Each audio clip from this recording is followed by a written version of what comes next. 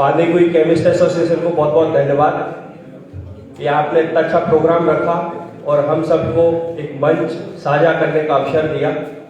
Thank you very much. और दूसरी बात मैं कहना चाहूंगा कि आज कोई जयपुर में कार्रवाई थी और मेरी वजह से भी मेरे साथी भी लेट हो गए थे, उसके लिए मैं माफी मांगना चाहूंगा आपसे, लेकिन मुझे वहां भी रहना बहुत जरूरी था। अच्छा, आज मुझे टॉपिक जिस पे बोलने के लिए उन्होंने कहा डीपीसीओ और बैन ड्रग्स के बारे में, तो मैं आपको बताना चाहूंगा कि DPCO drug price control order, जिसमें एनपीपीए एक संस्था है, ministry of health and family welfare का, ministry of chemical and fertilisers के अंदर आता है ये, जहां पर एनपीपीए एक सब ऑर्गेनाइजेशन बना रखा है जो हर साल आपका जो वार्षिक मूल्य थोक मूल्य सूचकांक है उसके आधार पर ड्रग प्राइस कंट्रोल ऑर्डर में रेट्स को रिवाइज करता है। जिन दवाइयों को national list of essential medicine में सम्मिलित किया गया है उन सभी दवाइयों की रेट हर साल 31 मार्च को एक नोटिफिकेशन के जरिए रिवाइज की जाती है। तो सभी केमिस्ट बंधुओं से ये अपेक्षा रखी जाती है कि डीपीसीओ की जो लिस्ट आती है रिवाइज रेट की, उसको लेकर आप भी अलर्ट रहें। यहां मैं विशेष तौर से जो अपने थोक का जो व्यापार है दवाइयों का, उनसे मैं कहना चाहूंगा कि रिटेलर्स को इतना ज्यादा पता होता नहीं है उसके बारे में, तो आप जब भी कंपनी से आगे से या स्टॉकिस्ट से C&F से जो सप्लाई आपके आती है उसमें आपकी जो लिस्ट है डीपीसीओ की, उसके अकॉर्डिंग रेट्स को एक बार देख लें। हो सकता है कि जैसे 31 मार्च को लिस्ट निकली और कोई मैन्युफैक्चरिंग दिसंबर, पहले वाले वर्ष की दिसंबर की मैन्युफैक्चरिंग है और उस पर रेट एमआरपी ज्यादा है, तो आपको संबंधित C&F से या संबंधित जो भी कंपनी है मैन्युफैक्चरर है उसकी कंसेंट लेके उस रेट को रिवाइज करवाना होगा। कहने का मतलब यह है कि 1 अप्रैल से जो ये लागू होती है लिस्ट, उसमें रिटेलर कहीं ऐसा ना करे कि उसको ज्यादा एमआरपी पे, जो सीलिंग प्राइस जो फिक्स की गई है उससे ज्यादा एमआरपी पे वो बेचे। अपना एक्सक्यूज ये रहता है कि साहब हमें तो पता ही नहीं, हमें किसी ने बताया ही नहीं, लेकिन ऐसा करने से कुछ नहीं होगा। वो हमें अलर्ट रहना पड़ेगा क्योंकि ये नोटिफिकेशन है, गजेट नोटिफिकेशन है, भारत सरकार द्वारा रिलीज होता है, तो वो ये माना जाता है कि भाई जिस दिन वो रिलीज हो गया वो सब लोगों के पास पहुंच गया। तो आपस में एक दूसरे का सहयोग करें। कहीं कोई कंफ्यूजन है तो हमारी मदद ले सकते हैं, हमसे पूछ सकते हैं। अभी मार्च में वापस से लिस्ट आ जाएगी और जो 31 मार्च 2023 को जो लिस्ट निकली थी वो मैंने सोनी जी को भी भेज दी थी, आप सबके पास होगी क्योंकि वो पुरानी हो चुकी है। इसमें मैं आपको बताना चाहूंगा, जैसे एमॉक्सी क्लेव की बात करते हैं, एमॉक्सिसिलिन और क्लेवेनिक एसिड के जो कई सारे केसेस जैसे हमको मिले हैं जिनमें एमआरपी ज्यादा है। एक टैबलेट की मैं बात करूं तो इसमें जैसे आपको निकालना कैसे है, उसको केवल देखना है अपन को कि अपने लिस्ट अपने पास है, वहां पर सीलिंग प्राइस दी हुई है। जैसे इसकी एमॉक्सिसिलिन क्लेवेनिक एसिड का मैं एग्जांपल दे रहा हूं केवल, उसमें 18 रुपए और 29 पैसे एक टैबलेट की प्राइस दी हुई है।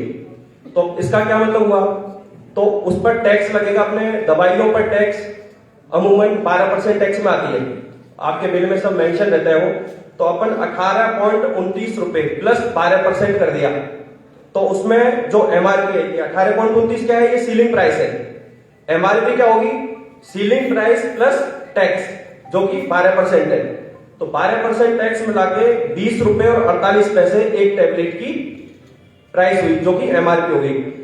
अब मार्केट में अमूमन ये देखने को मिल जाएगा कि कोई पुराना जो बैच है जिसकी मैन्युफैक्चरिंग से पहले की है, तो वहां पर हो सकता है 250 रुपए हो, 234 हो, 235 हो, तो वो चीजें मार्केट में 20 रुपए 48 पैसे पर टैबलेट से ज्यादा नहीं बिकना चाहिए। अब वो 6 टैबलेट की स्ट्रिप है या फिर 10 टैबलेट की स्ट्रिप है, उसके अकॉर्डिंग अपन को कैलकुलेट कर लेना है। तो इस चीज को आपको ध्यान रखना है। एक बार मैं आपसे निवेदन करना चाहूंगा कि अपने जितनी भी दवाइयां अपने स्टॉक में है उनमें से रैंडमली या फिर एक स्क्रीन कर ले और जो ज्यादा एमआरपी के उसमें या तो रिटर्न करें या फिर कंपनी की कंसेंट से उसकी रेट को आप रिवाइज करके जो एमआरपी है जो निर्धारित की गई है उस पर अपन बेचें। तो ये तो हो गई बात डीपीसीओ की। अब अपन बैन ड्रग्स की बात करें तो बैन ड्रग्स भारत सरकार गजट नोटिफिकेशन से समय समय पर बैन ड्रग्स के बारे में हमको नोटिफाई करती है। जैसे अभी जून 2023 में 14 फिक्स डोज कॉम्बिनेशंस को बैन किया गया था।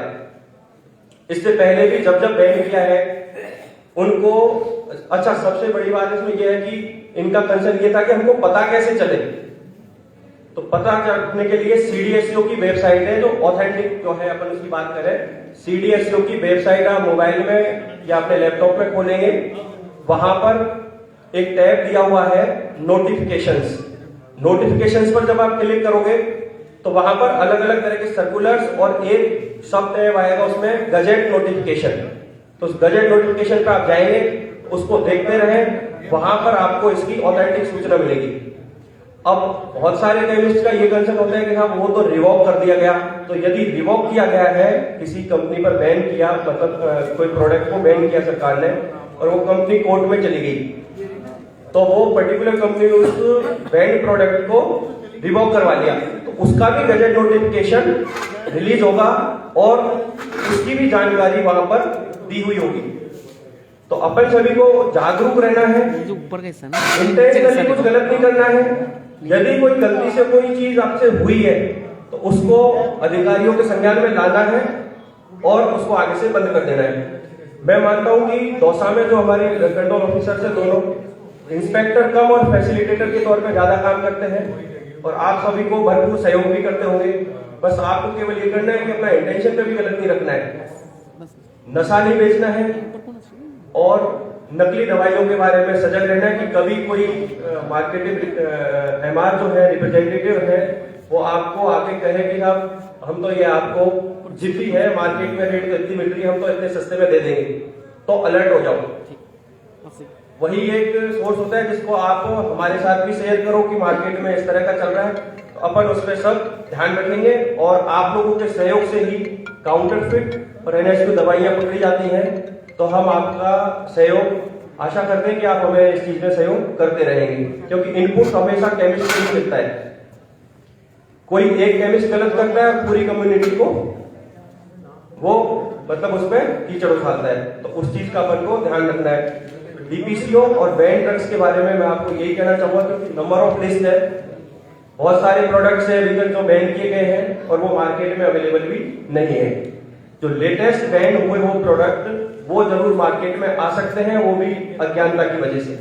उस चीज को अपन नॉलेज जिसको है वो शेयर करें, एक दूसरे से कोऑर्डिनेटेड रहें। होलसेलर्स की जिम्मेदारी है कि रिटेलर्स को भी समय समय पर अवगत करवाते रहें। और बाकी आपकी कोई भी क्वेरी हो तो मेरे नंबर आपके पास है, दोनों डीसीओ